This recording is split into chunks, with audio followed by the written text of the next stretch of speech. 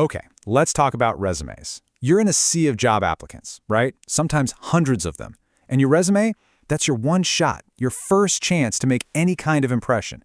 Making it stand out isn't just a nice idea, it's everything. And it all happens, literally, in the blink of an eye. You see that? 6 seconds. That's it. Studies show that's the average amount of time a recruiter spends looking at your resume before deciding yay or nay. Just 6 seconds to decide if you're worth a closer look. So how in the world do you make every single one of those seconds count? Well, it starts by completely rethinking what a resume is actually for.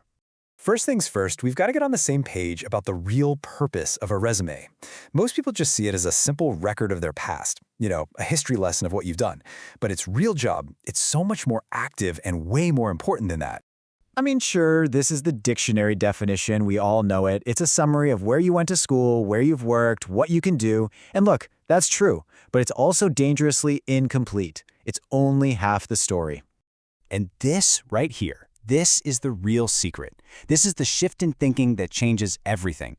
Your resume isn't just history. It's an advertisement. You are the product. And this one piece of paper is your ad campaign to convince an employer that you are the solution to their problems. So let's be crystal clear about this. Your resume has one goal. One, it is not to get you the job. Its only purpose is to get you the interview. That's it. It just needs to get your foot in the door so you can take it from there. All right, so if we're going to transform this thing from a passive list into an active marketing tool, it really all comes down to the words you pick. So let's break down the kind of language that's actually going to make a strong case for you.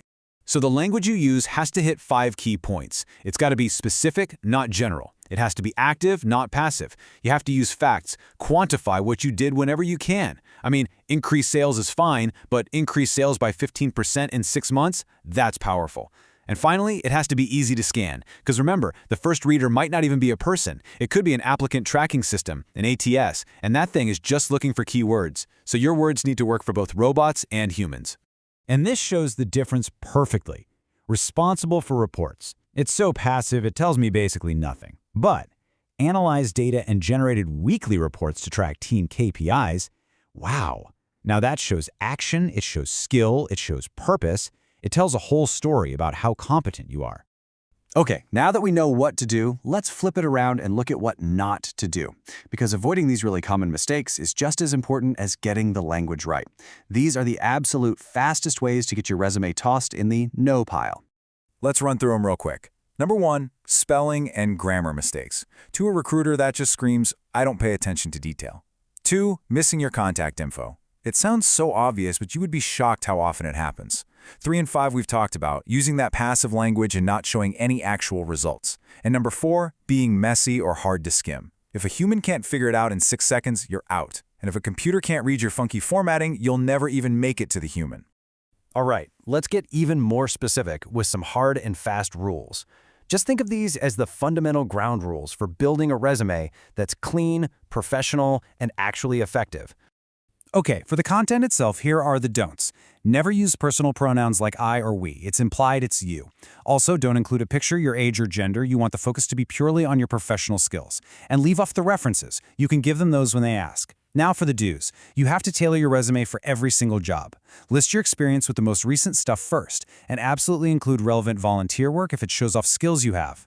Formatting is all about making it easy to read. So on the don't side, don't use more than 2 fonts. Keep it simple. No abbreviations or slang. And don't start lines with a date. It can throw off the scanners. On the do side, use a simple 10 to 12 point font like Arial or Calibri. Let it breathe. Use white space so it's not cluttered. And above all else, be consistent. If you bold one job title, bold them all. That consistency makes it look clean and professional.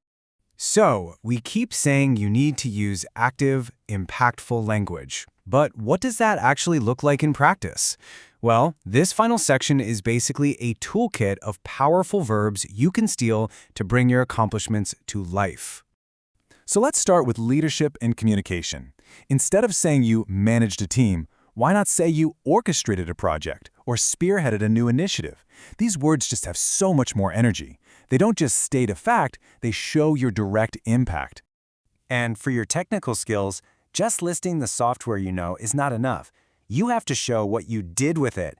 Did you engineer a new system or optimize an existing one? Verbs like these prove you didn't just have a skill, you actually applied it to solve real problems. When you want to show your impact on the business, you can use words like forecasted or maximized. And for creative work, get way more specific than just saying you were creative. Did you conceptualize a new brand or revitalize an old campaign? Show them the kind of creativity you bring to the table. And finally, every single company needs people who can bring order to chaos. Using verbs like systematized, implemented, or streamlined shows that you're a builder. You're someone who doesn't just do tasks, but you make the whole process better. So the whole journey here is pretty clear. We're moving away from a simple, historical list of jobs and duties, and we're moving toward crafting a powerful, one-page pitch that's tailored, active, and focused on that one single goal, getting the interview. And that brings us to the final question.